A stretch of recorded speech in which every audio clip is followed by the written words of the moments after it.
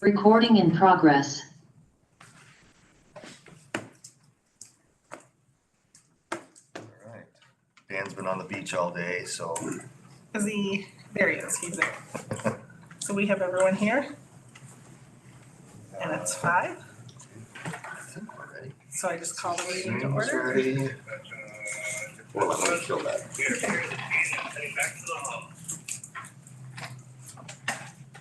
Hey, are you guys on mute right now? We are not.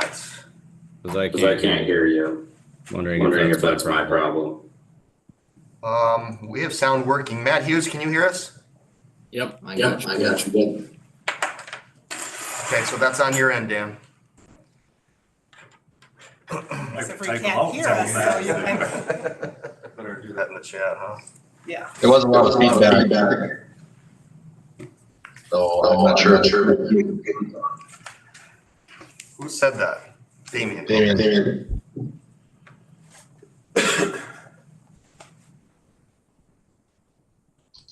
Hello? Hello?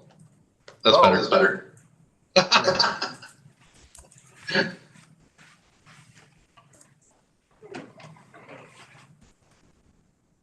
think we're good to go with Dan.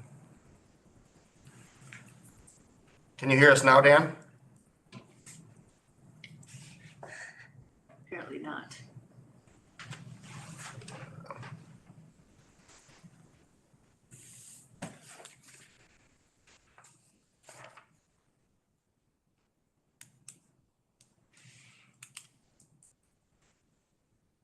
Okay, now it's not me that was it's not me that was holding us up after all. I feel a little better. Yeah, no, I don't know if he, Can you hear us now, Dan?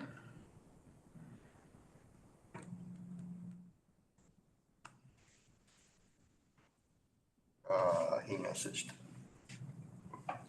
Okay, thanks. I'll figure it out. Don't wait for me though. So, Okay.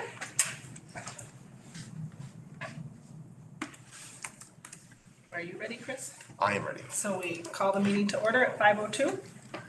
And item 2.0 is pledge of allegiance. I pledge allegiance to the flag of the United States of America and to the republic for which it stands, one nation, under God, indivisible, with liberty and justice for all. Item 3.0 is approval of agenda. Motion to approve the agenda. I'll second. Thank you. Item 4.0, oh, we have to vote? Oh, thank you. And so all in favor? Aye. Aye, all opposed? Motion carries. Item 4.0, acknowledgements and recognitions. Do we have? Did anyone sign up for speaking? I don't have anything. Okay, that's for the community comments, but we don't have any acknowledgements or recognition. Okay. And so item 5.0 is recognition of visitors and community comments. Do we have community comments? No? Nobody wanted to sign up? You wanted to, you're officially supposed to sign up if you want to quickly. You want me to be able to see. So community comments is an opportunity for the public to address the school board on an item included in the agenda in accordance with guidelines printed in the end of the agenda. Should I be reading any more of that as our formalities that we do? And so it looks like we have Jason Urban signed up for community comments. Welcome to the, I'm just wondering if there will be a response from last meeting that I was here. Is there gonna be a response at all? We could certainly shoot you an email, follow up with a phone call. Typically, the board doesn't respond to community comments, Yeah. so it's just input, but I can certainly give you a call. I think I that's, think email would be better. Okay. okay. Anything more? No? Thank you so much for coming, Jason. So item 6.0 is reports, 6.1 is the principal report. Good evening. All right, so as we finish out March here, we have recognized 150 Sawtooth students for demonstrating junior Viking values. It's always a fun thing at the end of the month, at the beginning of the month, to bring the kids together to recognize them for being respectful, being responsible, being their best. The other big thing in Sawtooth Elementary is we're talking pre-K and kindergarten registration. And so we're hosting the Thursday after spring break on April 3rd, a family fun night. We're going to have bounce houses in the elementary gym, games, treats. There's going to be an open house going on in our preschool rooms with preschool staff there. Our kindergarten staff are going to be hosting elementary school tours for families and just kind of getting the word out. So we really hope that the information's out now in the community. We really hope any and all families with kids who will be ages 3 to 5 by September 1st come on out to our school to check out all the great things we're doing in our preschool and elementary schools. So that's what's happening in Sawtooth right now. And the big thing in our middle and high school is we're finishing up course registration for next year. Ms. Katovich, our school counselor, is just tracking down kids who haven't quite turned in their registration forms yet. So we're hoping to get that all wrapped up by tomorrow before spring break. So then we can start building out schedules and looking at numbers. Spring sports are underway. You can always tell it's springtime when you have to walk out of a room at the end of the day and slowly open the door and look both ways so you don't get trampled by a sprinter practicing in the hallway. So track team is out, and our softball and baseball teams are also getting ready for their seasons. And then our seniors are really busy applying for scholarship opportunities. So the large number of scholarship opportunities that are available to seniors, those are all due when we get back from spring break. So we're reminding them every day to get their. I have a very specific unprofessional kind of question. Is it normal for them, only unprofessional in that it's not really was my role as a school board member? Is it normal, that's just on my mind, is it normal for them to ask for your bank account number? On the scholarship application? Yeah. I haven't filled out a scholarship application for 25 years, so I guess I don't know. Huh. They vary. They're all different. So it's not necessarily a scam. No, I mean, if they're getting it from the school, they're Okay. vetted and legit. All right. Yeah, but they're all different. Yeah. And some are like money comes to us and then we give it to the kid, and some are direct to the kid, and some are, they're all depending on the. Yeah, I got a call. I thought that was unusual, but I mean. Kind of feels weird. Yeah, it does. All right, sorry. No, that's great. But I know I was amazed last year when we handed out over $300,000 in scholarships to our graduating seniors last year in this small community. That's really amazing. So like I said, we're reminding them every day to get those applications in. And then MCA testing, we're just kind of gearing up for the planning of all that stuff. And then just wanted to thank the community for coming out to conferences this last week and a half. On Tuesday, it was really fun because our Spain travelers were hosting a meal. So it was great to have conferences going on and people coming in and sitting down and having a meal and supporting our student travelers. So that was great.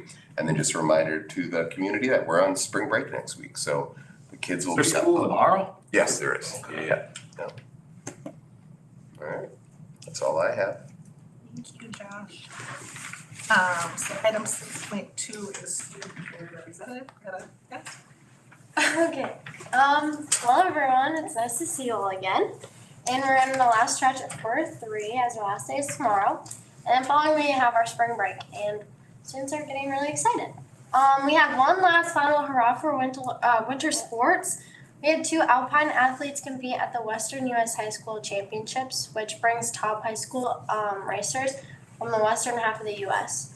And the 2025 event was held at Grand Targhee Resort, I don't know how to say that, in Wyoming. And Goshi Dimitrov placed 5th in slalom, and the boys team got 2nd overall, and Team Minnesota got 1st overall, which is really exciting and cool.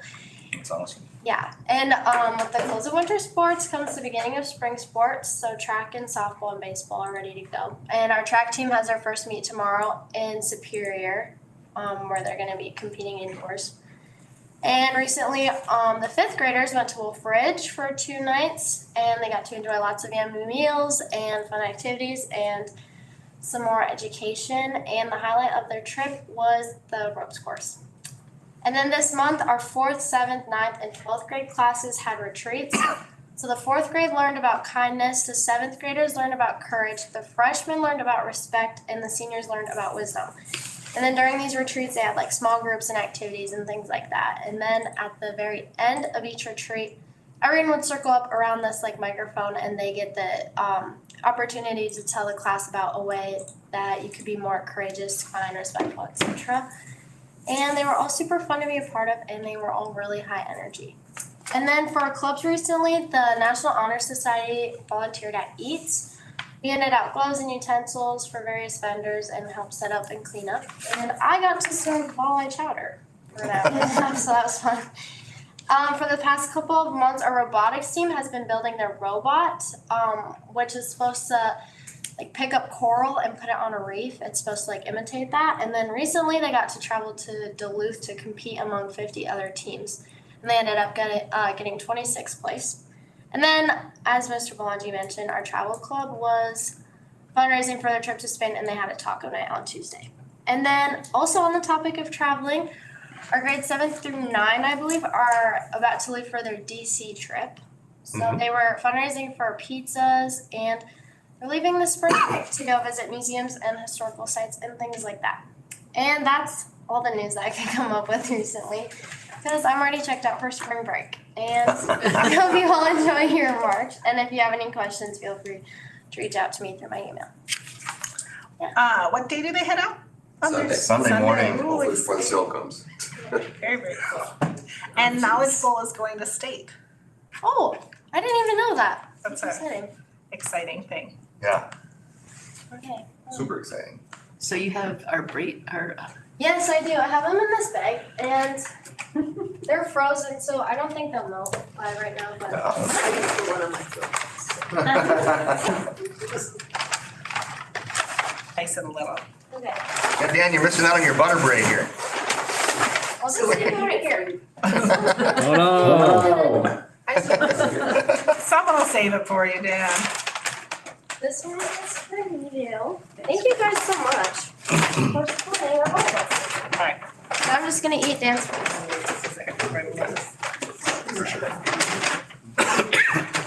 Thank you, Greta. Yeah, thank you guys. Appreciate that. Have a good rest of your meeting. You two have a great spring break. Thank you. You do anything epic? Oh, I do actually want some chocolates. Yeah, take some chocolate. And, There's one in there. Yeah, there you go. okay, thank you guys. Bye. Here. All right, so item 6.3 is the superintendent report. Thank you. I'll just mention a few things. In my written report are some reminders about advocacy work with the legislature. I will be, and Rena will be joining me tomorrow with Senator Housechild for a meeting, and then his town hall at the YMCA. So that's in there.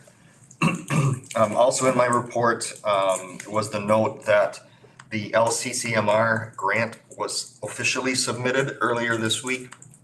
That is a grant for $250,000 that is separate from the referendum that would fund outdoor trail improvements and outdoor learning areas. So we'll see. I've now figured out that that is a long process. If we get past round one, then there'll be more presentations, more meetings. Ultimately, then it gets put into the legislative hopper next January for approval, probably like May, a year, 14 months from now. So it's a super long process before we'll know if we got those dollars. But we're optimistic. That's the money that is from the Minnesota State Law. In my notes, I gave the board some notes about, budget struggles amongst other districts across the state of Minnesota. That's just a loud cry right now among superintendents. It's a really good day to be a Viking. We're currently financially stable, but it just speaks to kind of the wind that's blowing out there in public finance over the next couple of years and what may be coming. And then last but not least, also there's a link in my report to the monthly progress report from ICS. So Matt, who's on our Zoom call today, once a month provides an update. And so the February update is in your report. And then now last, I want to say thank you to everybody who participated in the annual EATS event for our Education Foundation. The foundation provides grants for our staff to do innovative and creative and fun things with our students. The event, they we're not totally done with totals, but it's close to $10,000 was raised to push back into our classrooms and into the things that our kids do. So great event, great vendors They as had great food this Greta year. was there serving chowder, yeah, great The food food and was amazing this year. I feel like this year might be the best I missed it. ever for the food. Oh, you did. yeah, I was in New Orleans. So I missed For it. and training or something. Well, they Yeah. have food there though. We had good food in New Orleans, yeah, don't worry about that. But thank you to all of the donors, all the private auction donors, the vendors, everyone that dedicated their time and money and energy for that. It's a great thing for our kids and for the foundation. That's all I have. Thank you. Any questions for him or anything? Okay, 7.0 is the consent agenda. Do I have a motion to, we just approved the consent agenda, Yep. right? That's all. Do I have a motion to approve or anything you want to pull out? I motion to approve. I'll second it. All in favor? Aye. Aye. Motion carries. Aye. Oh, there's Dan, okay. There he is, he figured it out. Tech issue. Moving on to item 8.0, discussion and action items. 8.1 is to accept the February revenue report. Do I have a motion? Do we Need to discuss it? have anything you want to say about it? The two items that I would just note is both on the expenditure side and the revenue side, we see Fund 6 appearing on our budget spreadsheet. And that is the bond sale and then the start of payments for ICS and things. So I will have to do budget revision because currently there's zeros in those spots. So that will be presented, probably talking through it when we talk about our budget, the starting up of our budget talks in April. So then we'll have those revisions put in there. So that's really all I have as far as this report goes. Everything else looks Right like on we're track. tracking and fine. Looks like we're a little ahead of budget, actually. Is that true? As far as expenses, Revenue side, we are. oh, I mean, where should we be right now? 70% or? If you look in the gray column from 324, Okay. you see what last year's percent of budget spent was, and then you can compare it to the far right. So pretty similar. We're almost right on with last year. right, and so as far as the regular instruction, that's gonna look like we're ahead of budget, but then in June, when we pay out all the teachers, it catches up. So that's kind of, it's gonna look a little bit low, but we're tracking fine. Okay. I'll make a motion to accept the financial report. I'll second. Any discussion? All right, all in favor? Aye. Motion carries. Item Dan can give a 8.2, thumb up. approve service contract with Greater Minnesota Family Services. Aye. Little delayed.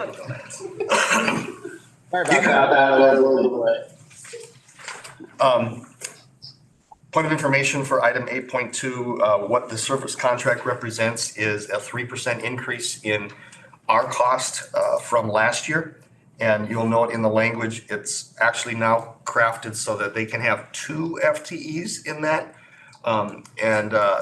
We don't pay for 2 if we don't have to. So the position is posted. We have 1 person right now, and they're hoping to expand that to 2. And that was done a while back. That's not a change either. So the only real change is a 3% inflationary increase to what we're paying. And also remember that the local healthcare foundation has paid for about half that through a grant. So I actually have a question about that when I was reading it. I see that the primary source for a lot of the payments is Medicaid, Correct. which kind of like makes me kind of wonder what happens if we see the cuts that are being talked about to Medicaid. How would this happen then, or would it? Yeah, the company itself, Greater Minnesota Family Services, would have to figure out how to manage that fiscal fluctuation. And So like other third-party billing structures, they bill Medicaid, they bill family insurance companies for that time. That's how they get most of their revenue. So if Medicaid goes away, do they stop serving those kids? Do they find other ways to fund the work? Those questions will be navigated if and when they come at them. You know, that's, I suppose, one benefit of having a vendor versus like we've got a contracted employee, but that would be Greater Minnesota Families' problem to figure out. And it might, they're very well impact us, as in losing time, service time. I just think, kind of as we go along and, you know, Department of Education is going away, there's just things happening out there that, for me, I would like us to be able to identify what the potential risks are as these different things happen. And that was one that stood out to me here when I saw Medicaid, so. Because sooner or later, we may have to make other decisions based on things that are out of our control like that, so. Yeah. You never know. So Okay. when we can define the problem, then we'll start tackling it. But at this point in the ballgame, we're assuming that we're going on with a partnership with them for next year. All right. And it's been absolutely, what's the word? Valued and appreciated amongst our teaching staff that our kids are getting services that they haven't gotten before. It's a big, big deal that they're getting services right here at school. Lisa is a part of our team, which is so different than vendors that are kind of outside coming in. She's here, she feels like a part of our faculty. So. No, I'm not questioning the value. Yeah. I'm, in fact, what I'm hoping is that we have We a continue. backup plan, Yeah. you know, in case something like that happens. Anyway, that's my only question about it when I read it. So do we have a motion to approve the service contract with Greater Minnesota Family Services? I'll make that motion. Second. Any further discussion? All in favor? Aye. Motion carries. Item 8.3 is to approve the schematic design documents with ICS. All right, I am going to ask Matt and Damien to kind of take the lead here. Guys, you should be able to share your screen if you want to, unless you want me to take care of that. Is that showing up okay? Yeah, sure. We're not seeing it yet. There we go. Seeing my See my PowerPoint? We are, yes. Okay. Perfect. For transparency, Dan Shirley and Rena, and I and Josh and Teresa, we've seen this in the POC meeting. We've gone through it.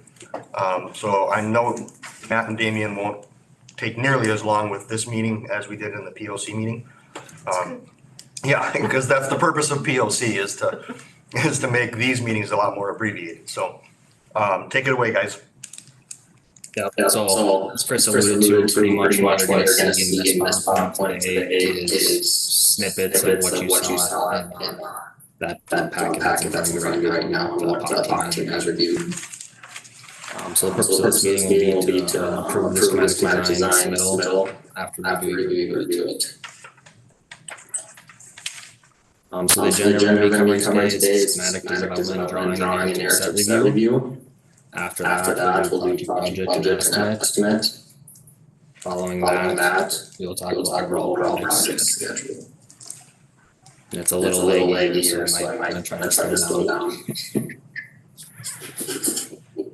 Schematic design drawing review. The next slide here is going to show an architectural drawing. I'm just going to show our areas of major addition as well as our 3 different levels of track this time.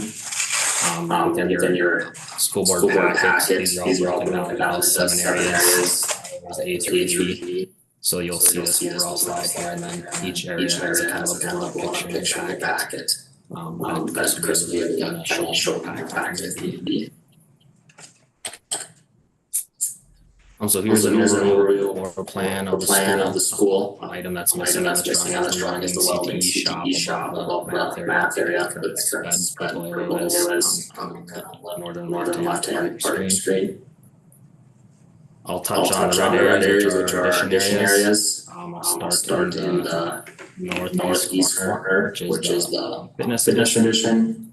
We have our single station gym box, athletic commons, weight room, visitor locker room, and then our building services. That'll connect to the existing gym area as well as the existing building services.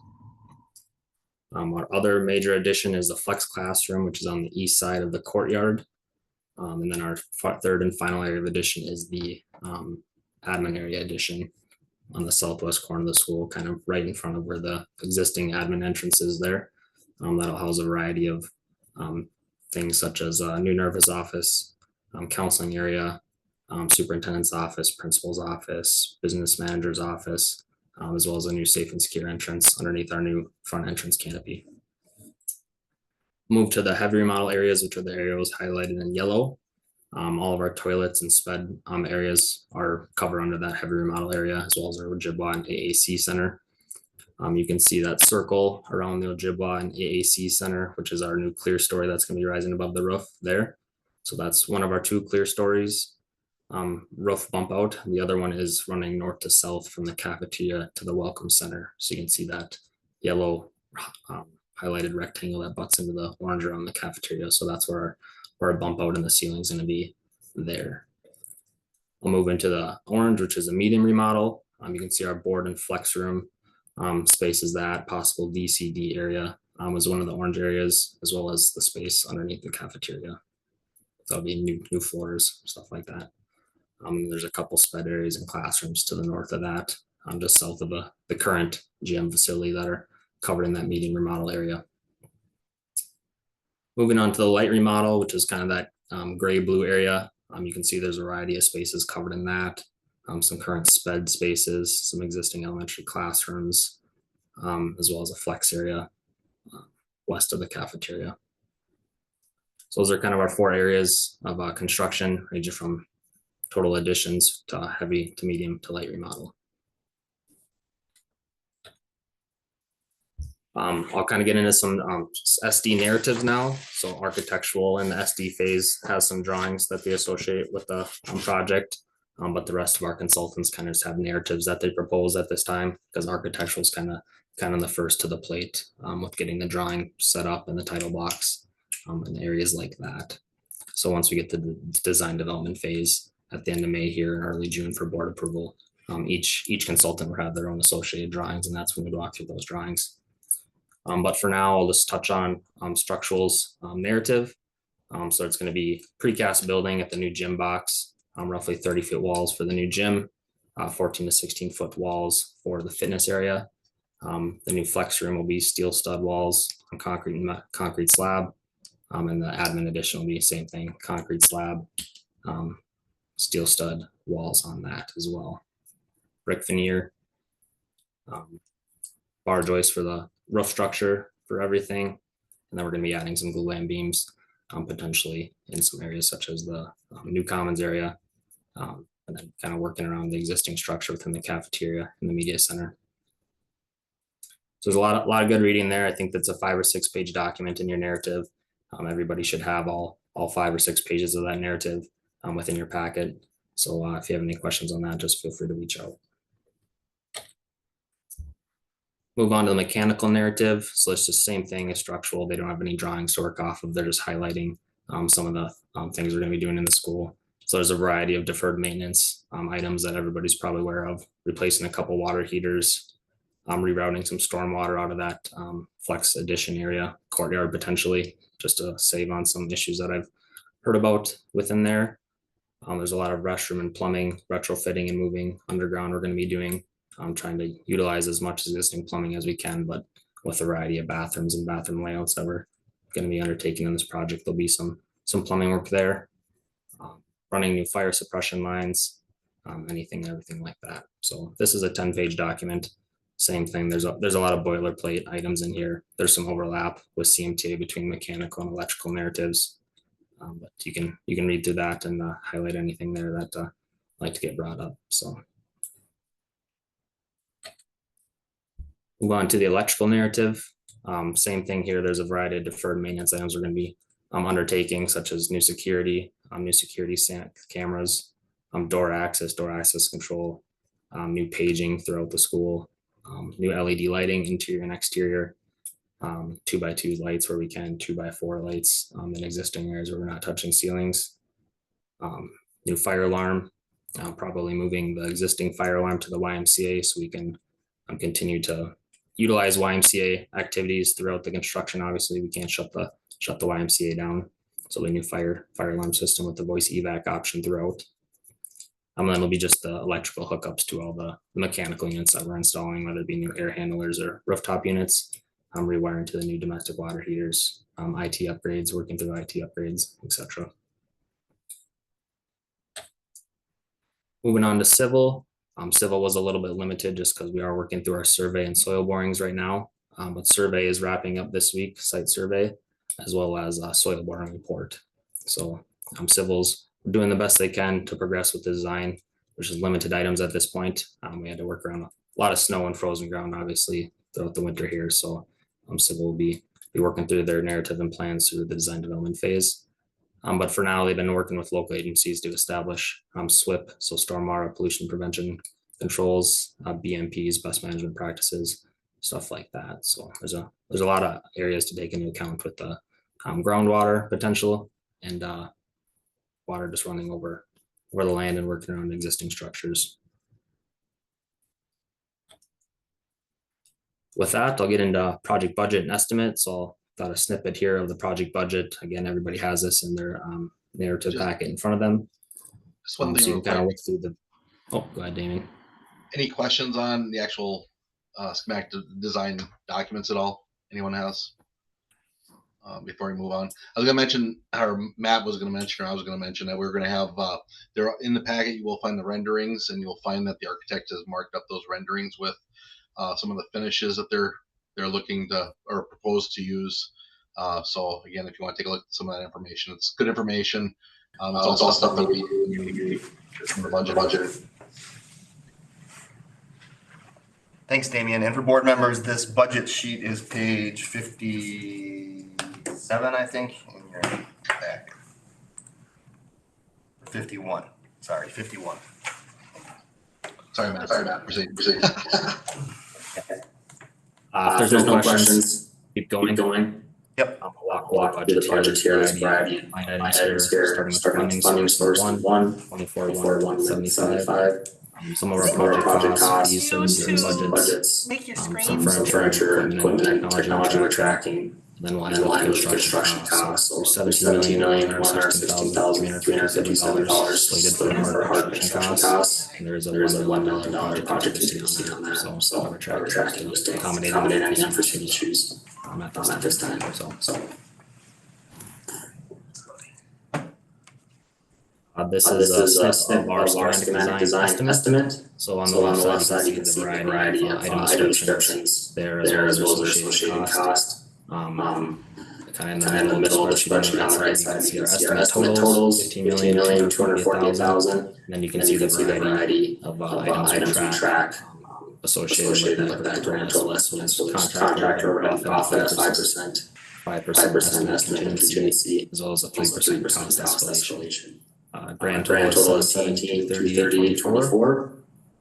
Slightly over construction budget. We're making a lot of assumptions at this time. Taking estimates off renderings, so that overage fits with the contingencies in that phase. Any questions on that? Can you hear us, Damien? Nope. I can hear feedback. But I can hear. You can hear us, okay. Did Raina have a question at all? Nope. I think I just wanted to note that these charts that we're seeing are gonna get filled in quite a bit more as this process goes along. Right now, we're just kind of seeing if I can it put the template right now, right? More or less. The chart's actual estimate. I didn't understand that. Can you repeat? Go ahead. Are you talking the item description? I was talking the budget mostly, but that these items will get fleshed out a little bit more. They evolve, yeah.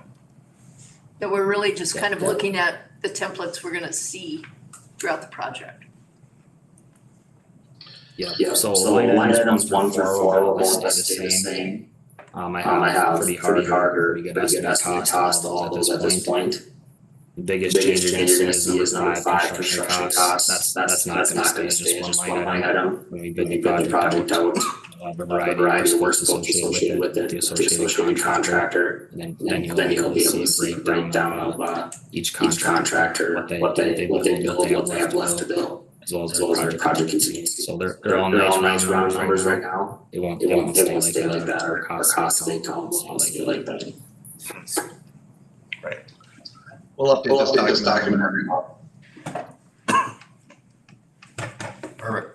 So we're starting out over budget with estimates right now. Just broad estimates. They're broad. We do have, the calculations on there, either, the 5% for the 3% cost.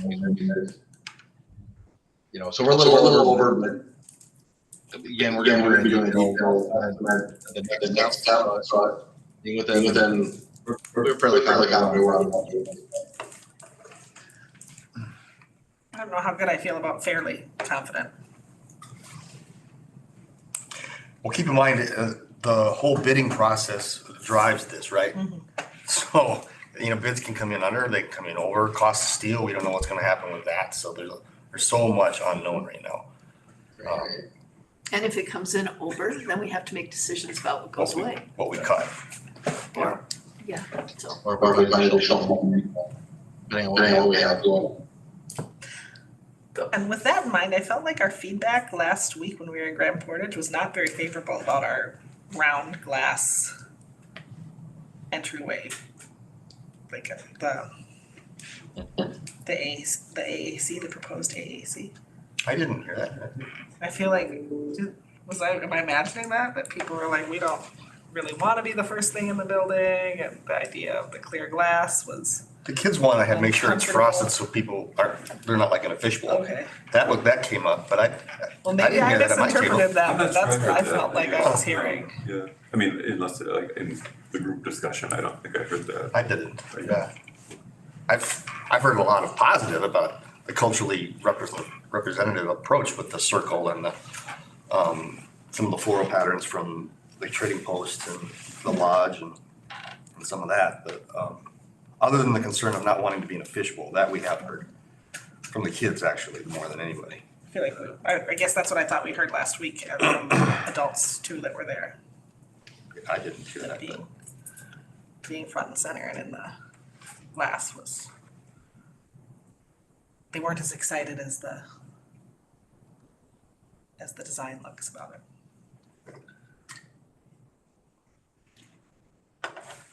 ICS wasn't, I guess,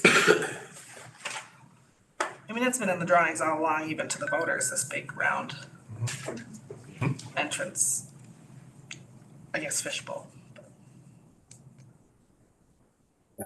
Likewise, I guess that they didn't see from the outside, but there was actually for some murals and frosted glass to minimize that impact.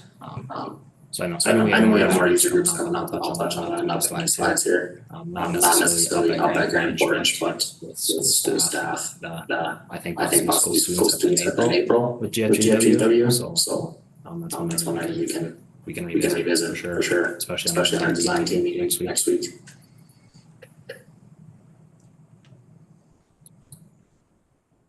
Any other questions on the budget estimate?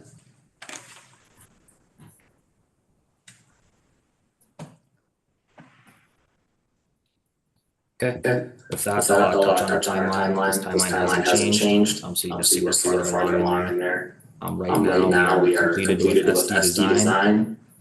We are doing SD board approval today, line item 6. And we've already been to design development slightly with the design team this week. But we'll move into that full force. What you'll really see at the next board approval is drawings associated with each consultant, so mechanical, electrical, civil and structural. So still tracking, no changes on project schedule or timeline at this point.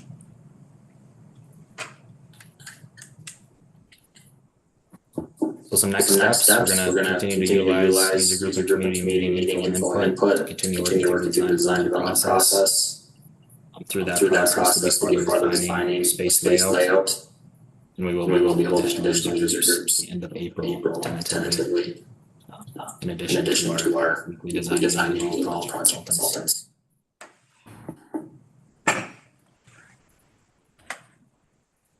With that, that's all I had. Thank you everyone, and open up to any more questions here. Matt, can you just clarify the action that the board is being asked to take, what it does? So it's just the approval of schematic design, the design development phase.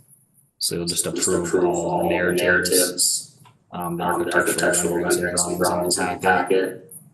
And then we'll form into the design development phase with the project consultants.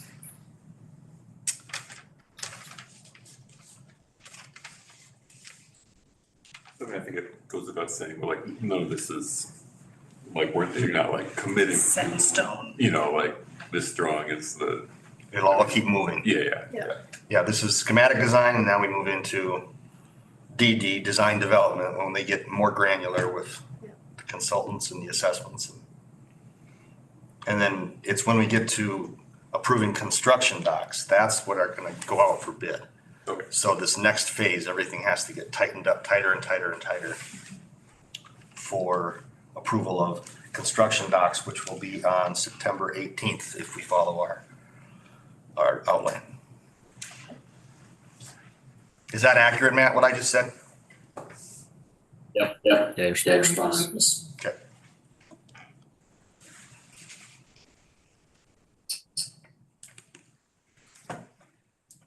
So, this time, is that correct?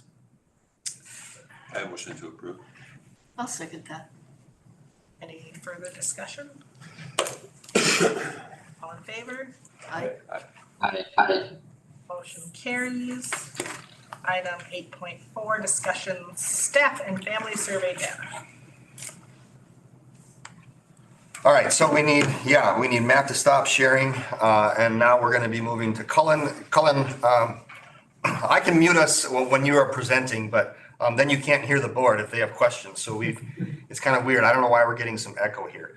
Let's do a little. Yeah. Why don't you go ahead and share your screen if you're comfortable with that, and then we'll walk through. So for our board members, this is the survey that went out to all district parents and staff. Cullen works with RAP Strategies, and he is going to walk through what the survey results were or are, and then at that point, the board can have some discussion about next steps, answer questions. I do see that on our Zoom call, Lori Christensen is also listening in. So she may jump in if you get to some questions that she feels like she wants to help answer. So with that, Cullen, go ahead and rock and roll. Yeah, absolutely, guys. Appreciate it. For those of you, your work with strategies for strategic solutions for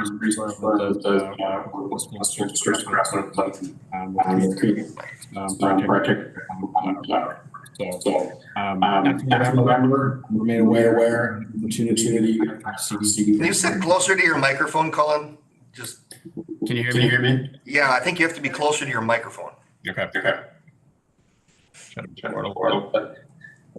All right. So as I was saying, made aware of you guys had to get funding from the IRRB fund the improvements that were not approved by voters during the 2024 election.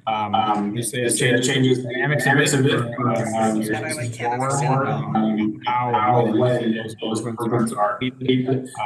So in order to help inform thinking, we developed a fielded survey of many of the district's core groups, so your parents, your staff, just to get a sense of their attitudes toward this opportunity. So just to kind of kick things off here, just a quick reminder of where things were left in November. Obviously, question 1 approved, question 2 and 3 narrowly rejected.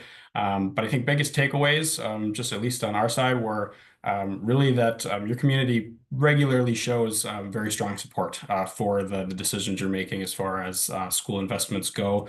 One thing you may not know is that your district is the only district in all of rural Minnesota to have passed voter approved, any kind of voter approved funding during the past 3 presidential elections. That's pretty impressive, just given the relatively kind of tense political environment and the rates that property taxes and just general property values have been going up recently. So it's a really impressive track record. Shows that your district, the residents of your district, just really show a good amount of trust in the decisions you're making to improve your buildings and your facilities. So this survey in particular, as I said, was shared only with parents and staff. That's a very important thing to remember here, just as we're interpreting the results. They're not meant to be interpreted as representative, of the entire community or even of all of staff and parents. Rather, they're a reflection of the people who are paying the highest amount of attention to the decisions you're making and to this capital investment planning that you guys are doing. So definitely useful. Just a quick note on kind of how this survey was conducted. It's conducted online using the SurveyMonkey tool a little less than a month ago at the end of February to parents and staff. All of the results that I'm going to show here, or at least most of them, are rounded to the nearest percentage point. There are a couple that won't necessarily add up to 100 just because there was an option for any questions for people to respond that they didn't know or that they preferred not to respond. So those were just omitted unless they were a notable piece of the whole. As far as the number of people who took the survey, we had 213 total respondents. About 3/4 of those were parents and about 1/4 were employees. We had a little bit of overlap there. About 12% of all who took it were both an employee and a parent, met both of those criteria there.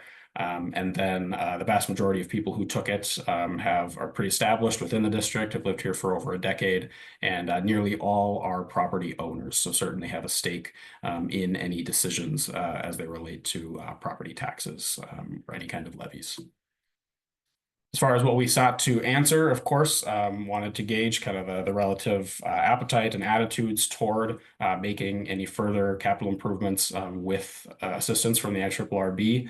And then as far as those kind of outstanding improvements go, which ones are considered sort of the highest priority, which are going to receive the most amount of traction if they progress forward. And then just to kind of get a rear view look at the last referendum, we asked why voters may have voted no to question 2 or question 3.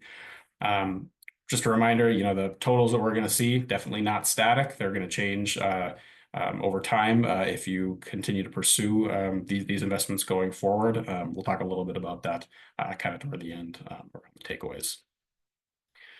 So just to begin here, this is the results from when we asked about how people voted in the 2024 referendum. 91% of everybody that took the survey reported that they did vote in the 2024 referendum. And of those who voted, 58% said they voted both in favor for question 2 and question 3. Obviously, that total is higher than the overall community, given that both of those questions were rejected. Which is to be expected, just given that your parents, your staff members, very likely are more likely to support investments in the schools. The participants who did say they voted no, we asked what was the biggest reason for that. And I would say when we've done surveys like this in the past in other districts, almost always the number one response is something to do with the tax impact. It's aversion to changes in taxes. A little bit of a different result here. Certainly did see some of that anti-tax sentiment, but the more prevailing attitude was that people weren't quite sure that your district was prioritizing the right things in these questions. The other part of the pie graph that you're seeing there in the orange, that was the respondents who chose to actually write out their own opinion or answer to that question. And in reviewing those, we saw a lot of those similar kind of sentiments reflected, that they weren't quite sure if the district needed a third gym station, or weren't sure exactly how the improvements that were going to be made as part of these questions were going to impact, educational success and stuff, just given that they were very activities and athletics oriented. We then, of course, asked about whether or not the inclusion of IRRB grant funding would impact their decision to vote on a future referendum. So here on the left here, you'll see this is the information that was provided to the respondents for the survey. We shared that there is interest in providing a $7 million grant to cover roughly half the cost of those remaining improvements. And that the projected tax increase of a referendum to fund the remainder of that cost would be about $4 a month for the median value home in your district, compared to about $11 a month, which was the projected tax impact in 2024. So based on that info, asked if they would support a new referendum to fund those improvements. And as you can see, a very sizable majority, 70%, said yes, yes, they would. If you'll recall, the previous results, 58% of participants said that they had supported questions 2 and 3 earlier. So we do see a bit of a jump there in the amount that would support. And that's what's shown here, just this comparison. So this is how respondents voted in 2024. And then on the right is how those same people, so those people who voted last year, that's how they said that they would vote if the IRRB assistance was included. So again, you do have a share of people that are always going to be opposed. That is not surprising. But the fact that just based on those couple of details that I shared, people were willing to some degree change their level of support for those investments. And then we also asked about the kind of level of prioritization people had for the individual improvements that would be included in that plan. On a scale of 1 to 5, 1 being, this should not be a priority. This is something that does not need to be urgently addressed at all, to 5 being this is a very urgent priority, something that absolutely needs to be taken care of. And then we averaged out the scores that people gave for all of these individual issues. Initial takeaways, as you can see on the right there, the kind of first and foremost is that there is positive support, belief that these are priorities, things that needs to be addressed, but that sentiment isn't necessarily strong. We did not see any particular thing, any particular improvement that scored an average of over a 4. And so I think overall, our recommendation is that anything that's below kind of that 3.25 mark is probably something, if things move forward, if these improvements are pursued, it's going to require a little bit greater communication just to demonstrate the need, get people to understand why these were included in this plan overall. And you'll see that there are a couple of things in this list, particularly the track and field stations, outdoor running track, and the ADA compliance issues that are kind of outliers there. And we can kind of anticipate that in the future, as you look into these improvements, those might be the things, kind of those flagship improvements that might carry this overall plan. So that is the individual improvements. Main takeaways from all of this data, number 1 is that the strong majority of these teachers, these parents, they are likely to support a new referendum if you move forward with this and with this IRRB support. it's going to increase your chances of success relative to 2024. And just for that reason alone, certainly think it's a pretty exceptional opportunity that you guys have here for your district. But then the only kind of word of caution that I'd offer is was the results of the kind of prioritization that respondents gave to the individual improvements. As I said, there's definitely positive support for those improvements, but not necessarily as intense as we might expect from parents and staff, just because they do tend to be the biggest supporters, biggest advocates for capital improvements. So as far as next steps, certainly think that these initial results certainly are grounds for exploring a new referendum. The opportunity that is here, just given the IRRB's potential support, is pretty unique, and I don't pretend to be an expert in the IRRB's funding process or how selective they are with that, but have to believe that that isn't going to be a long-term offer. So definitely requires or merits a good amount of examination. So I guess a question too, just to kind of be tossing around, to be thinking about, is that if this isn't taken advantage of now, what are these improvements that need to be made going to start competing with in the coming decades? Kind of the if not now, then when question. Certainly something to consider. A very clear step that we'd recommend that you take going forward is just continue collecting community feedback. This survey, kind of first step, gauging those core groups, core supporters.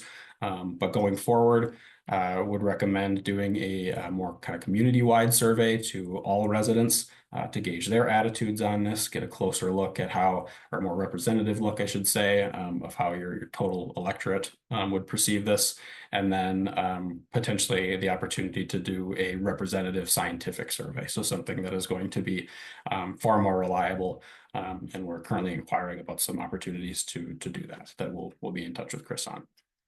And then lastly, something that you can kind of do right now, right away, is to consider ways to share more information about the challenges, sort of why these improvements were even considered in the first place. I think certainly in the November referendum, a lot of the focus ended up being understandably on the building space, on the learning spaces, given that was the first question and the largest question, probably the more visible to the community.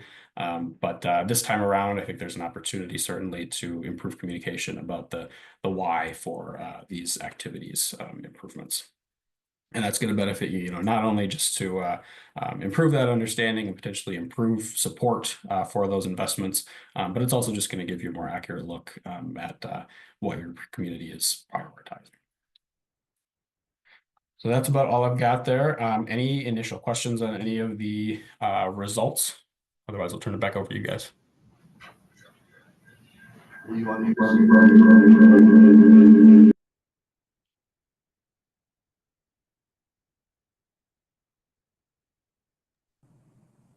There we go.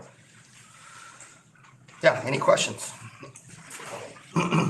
So does this increased support from this demographic, do you think it's enough to get us over overall? Like is it 12? Tough to say. Just off of these numbers, given that it's a small group of people. That's the biggest reason I think we recommend a larger survey of our community. This was sort of test waters kind of at this stage. But given that it's such a significant jump, about 12%, not very small information we provided to these grants. I think that both were as convincing people that this is an opportunity to do this. But sorry, for sure. So, I mean, I took the survey, so I can't remember it, but I look at this and I see the jump, but if you look at how respondents voted in 2024, it's really, if you combine 58% with 9%, that gets you pretty close to 70%. I mean, is it really that big of a jump? I mean, that's kind of like because what are we asking? Aren't we largely asking to do question 2? How was that? 2 and 3. How was that asked? Would you with this new funding, would you vote yes for both 2 and 3? We did not ask about specific question 2 and 3 just because, you know, at this point, for you to go for a referendum, you don't know exactly the structure of that. Like, so there's an opportunity to potentially turn that into a single question, or it could be to propose it the exact same way as it was in 2024. But given that we don't know that structure yet, it was something that was going to be difficult to ask about. If that makes sense.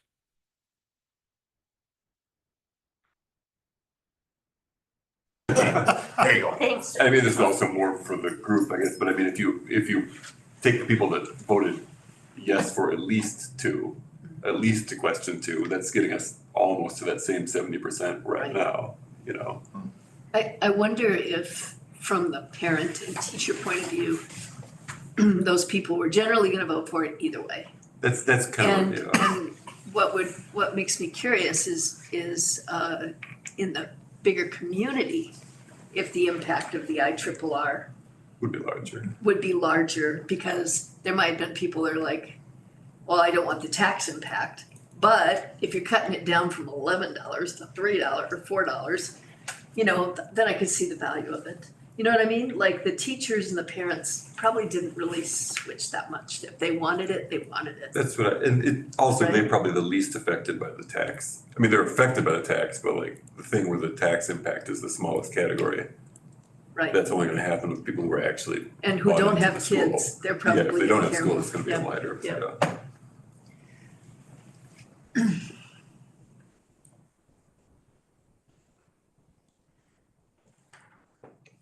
As I looked at it, probably what I heard about more than anything else was, why are we spending all this money on sports? We had that discussion here as well. And to me, I think we probably, and somehow that messaging isn't changing in this because it's still almost all about sports. The auditorium just says auditorium improvements. I didn't even know what that meant. I mean, I just kind of glanced over it. I thought, oh, is that in the gym? I didn't, you know, so that having a little bit on that community space. But I really feel like the messaging needs to be bigger than athletics. And to me, having a really quality school attracts families. And if, you know, people that are looking for a place to move or come and start a business are they're comparing this school to maybe the one in Silver Bay or in Duluth or wherever else. And so to me, this is, as much as anything, putting in this investment in our school, our athletics, and our theater is really just another piece of infrastructure that makes this community feel a little more sustainable and a little more attractive to families with kids, not just retired people. And I really feel like that messaging kind of needs to talk about infrastructure and in a healthy community that's got lots of families in it where people want to bring their kids. So I don't know, that's just my 2 cents worth on that. Because if it just focuses on, we need a track for a track meet, but why do we need a track for a track meet? What does that bring to the community? What does that bring to the school? Why does that make our school better? I guess also, and maybe you can see that the track is the outlier. Track's the winner here. Holy man. No, America's but I'm just pastime, the saying there's loser. Or lights in the baseball field or whatever it is, you know what I'm saying? There's just that. And the demographic that would be more likely to change their vote, or that we're hoping would change their vote, is probably not the demographic that cares that much about the track. They care more about what They Rita's care about the saying, like, future of the they community. care about the community, so Right. that messaging being strong Right. I guess has also, value to bring the demographic we're looking for. I mean, not that I know anything about it, but if I were to be hired to create a marketing campaign for this tomorrow, which I won't be, you know, obviously, but I would. Are you looking for a job? Yeah. Come on, quit. No, I can't even get my forms in to get. No, I would say that, I mean, it's sport, you know, there's a lot of sports in here, you can't hide that, because No. it's a lot of sports, and it's even, I almost think it will look a little different because now it's not, here's the education stuff, here's the sports. Now it's just. Which almost is better, I think. But I guess I would focus on how meaningful that those activities are to kids and how that improves their overall school experience. Socially, I would give, every kid something to feel good about. Not every kid, but the kids that do, But the ones that are theater though. Well, I'm just generally the extracurricular, I mean, it's like school, if you look at these, like the drawings and stuff, and you see the spaces, like school is not anymore just like you sit in the classroom, you get whacked with a ruler, I mean, it's not that, it's like But all we these don't, things. we don't whack kids with Yeah, rulers. yeah, Ah, shucks. but they aren't, you know what I mean, like this is part of school still, this is part of education. Right. And that would be, I mean, showing how I think it would be harder to like hear from kids who are on the track team Right. and say, no, this isn't meaningful, than to hear, I don't know, that's, And maybe we need to get kids out there talking about it more, I think that in would be videos fair. or do whatever, but I think the other thing is it's a small community where there's just not a lot of stuff for kids to do, that's organized. That the sports here really are pretty important to keeping our kids healthy and safe and out of trouble. Or extracurriculars in Right. general, right? Yep, I think so. I do agree that if it were, the auditorium sounds less clear than if we call it the Arrowhead Center for the Arts or Yeah, and talked about, something. things that help, do our productions better or make it more comfortable for the audience or Dance recital, Right. dance Value. recital, the biggest- dance recital, theater, all of that. That supports, these changes support those activities. Mike. Does Dan want to chime in at all? Yeah, chime in. I echo a lot of what you are. I think if you think about this on a percentage basis, like track or activities in general, the high percentage of our students, perhaps other schools. It's like how many, could you hear anything that I just said? But so just briefly, on a percentage basis, our extracurriculars just touch so much more of our student body and our extracurricular facilities touch so much more of our student body than perhaps at other school districts. We got 100 kids in track, that's 25% of our high school right there. Not to mention how that facility may be utilized by outdoor ed or other classes, during certain times of the year. When they can use it. Same with that multi-use field. That's now suddenly a field that can be used by not just the athletic teams, but it's a non-muddy, controlled space that you can go and utilize in PE or other outdoor educational settings that is hard to do outside of summer, on our existing fields because they're wet or they're muddy or they're whatever. So it just opens up a lot of stuff. And so I think I sort of echo what you guys have said on that front, just in terms of it's bigger than it maybe seems on the surface. And so we need to sort of message that. And then the other piece is just in terms of timing. I think that need is going to continue to be here for our kids that live in this rural community that don't have a lot of outlets. So a lot of kids do extracurriculars. We invest in our kids. This is a big way to invest in our kids across interest levels, interest areas. But then the timing piece on it is like just, efficiency. Efficiency is a popular word these days. And I would say in order to leverage this project in the most efficient manner, we take advantage of this huge chunk of money that's sitting on the table. And we also take advantage of the mobilization of all of these professionals and contractors that are helping us execute this thing. If we're going to restart this process in 5 years, that means we're re-engaging with ICS. We're paying them again to restart this whole process over. We're re-engaging the architects and all the contract and all that sort of stuff. Like right now, we can leverage that. We can be efficient about doing this project. And I just think that's a huge thing that we need to consider as a board as we just determine like the timing of it. You know, the need piece, we need to message that better, but like the timing piece is kind of like up to us to determine. And I would advocate on the timing piece that now is the most efficient time to do it. So that's what I got to say about it. Thank you. Thank you, Teresa. So, can I assume from our discussion that moving forward with some more scientific community-wide survey is a concrete next step? I think so, because I don't think this tells us a ton. Right. Yeah. Right. And as was said, that this is, these are your strongest supporters. Yeah. This was about if our strongest supporters are against it, like we need to know that on the front end. Right. So we didn't get that. So now the next step is to test the greater community. And I'll work with RAP strategies on the best mechanism to do that, whether it's a both and, one option or the other, either a scientific survey or a broad community-wide Can survey. we do a scientific survey? It seems like the broad survey is kind of up to the person. But I'd like to hear pick all these demographics out and get kind of some feedback. We'll explore that. There is an opportunity, I don't quite understand it to talk smart about it, but there's something in the works with, I think, Rappin.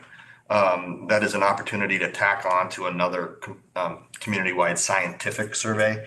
And so getting onto that would cost us some, but it would be cheaper being that it's already in the works with another organization. So I'll flush that out with RAP strategies and ICS. And I kind of concur with you, Eric. I mean, those scientific surveys are just a lot more reliable than those that opt in to answer. So it would be good to maybe go down that road. That's a concrete next step. Another thing for board members to be thinking about is it an ask of 7 million? Is it an ask of 5 million? Where's that threshold with the community? We know that IRRR has committed 7, and they did that in the spirit of kind of all of it in one question. So I would hate to go just kidding to IRRB. That feels a little bad. However, as I've given you in my emails, we now know that we also have about $1.5 million coming to us from investments on interest earned on money that's invested. So there's some opportunity here for us to maybe not have to ask the public for 7. It might be 5 or 5.5, which gets that $4 a month down to maybe $3.50 a month, or $3 a month on a $400,000 house. That's a 1-to-1 match, right? We can't scale it down and have them still give us $7 million, right? It's essentially, if we scale it down, they're going to scale it down too. What we could say is that they've given us a $5 million match for a $5 million referendum, and then they've also thrown in another $2 million to put towards additional gym stall, because that's exactly what they did. That's telling it just like it played out. So we don't necessarily have to have them vote on the gym stall. That's an item of conversation. So Gary Cervenik, he actually recommended kind of pushing this as a referendum, $5 million with a $5 million match to get all except for that additional gym stall. And then they will throw in an additional $2 million for us. Like Oprah. To do that. You get a gym stall. Yeah, we know the gym And stall. a new car. And we know the gym stall costs $3.5 million. So we only have 2 of $3.5 million needed, and then we got to come up with that in some other way. And that's where I was making innuendo about the interest earned money. Oh yeah, I get you. We might be able to get closer to that. So we got to fine tune that budget. Lori's on this call. She's working on, how does the budget look a year later, and what has gone up, and all of that kind of stuff. And are we really at the point where we can ask for 5? Be able to build half a track after our long as you don't state need of our steel, economy. you're good. Oh, right. I mean, there's so many moving variables, but we're really at this point of a razor sharp line, like $500,000 could mean a big deal.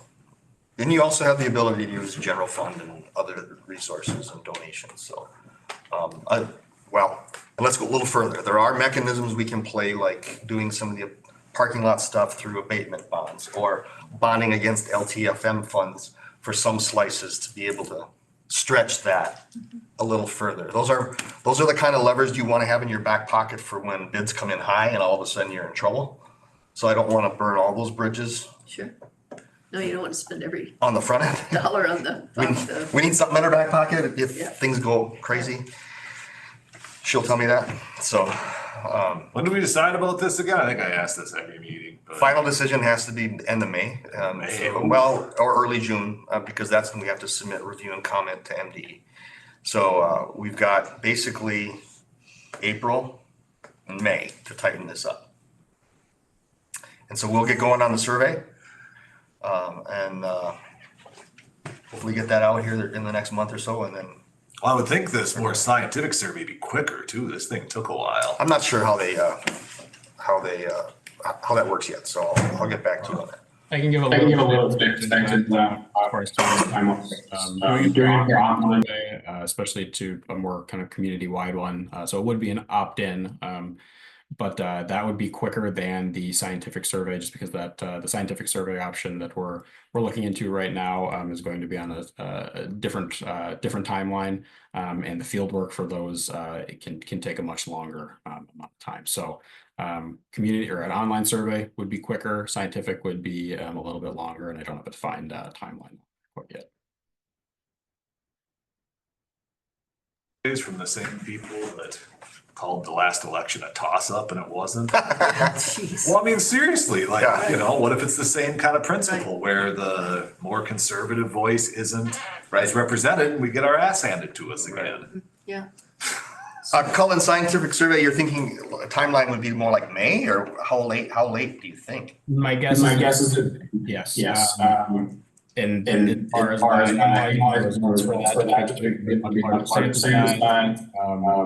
probably another top of that. Yeah, that might be Barely making it. yeah, that's cutting it really, really close. Okay, thank you for that, Cullen. So concrete next step, move forward with a survey of some type.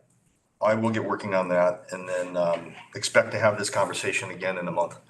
And we'll circle back. Okay. And also, we have a sophomore student in McHugh's class working on a WTIP story, interviewing kids. She and I met today and really wanting to put together some good media work with WTIP. So I'm looking forward to what patients can put together. So it's fun to watch. Regarding This. potential upcoming referendum? Yep, everything we just talked about. Huh. Yep. So I want to get kid voices Oh, in the conversation here, so. Yeah. Very cool. So we concluded 8.4? I think so. All right, so moving on to 8.5, accept donations for March 2025. Yeah, Did I do something wrong? no, Okay. you're right. $5,000 for the robotic team. That's nice. Yes, very nice. It's a lot of Big money. big money here in this one. Cool. No whammies, big money. I'll make a motion to accept the donations with appreciation to those people that have donated, our students. I'll second. Do we have any further discussion?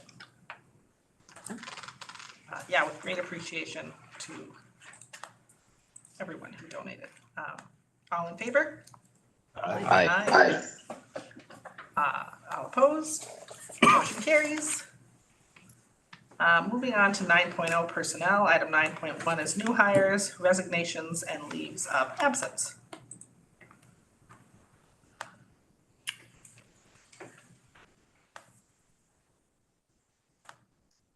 Do you have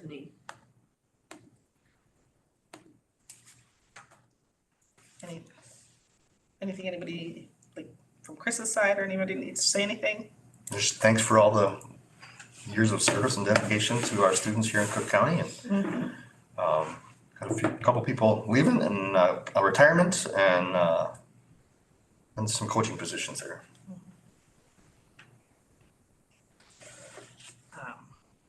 Do we have a motion? I motion. I'll second it. Any discussion?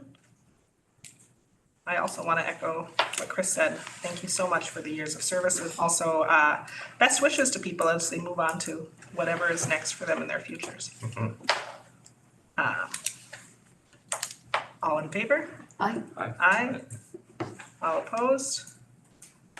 Motion carries. Item 10.0 is to adjourn. I'll make that motion. You've been waiting for that all night. Yep. He jumps at that one. It's really hard when it's nice We don't have to out. vote. You can just close the meeting. Alright, so meeting is closed. 6:19. Stop the recording. Yep.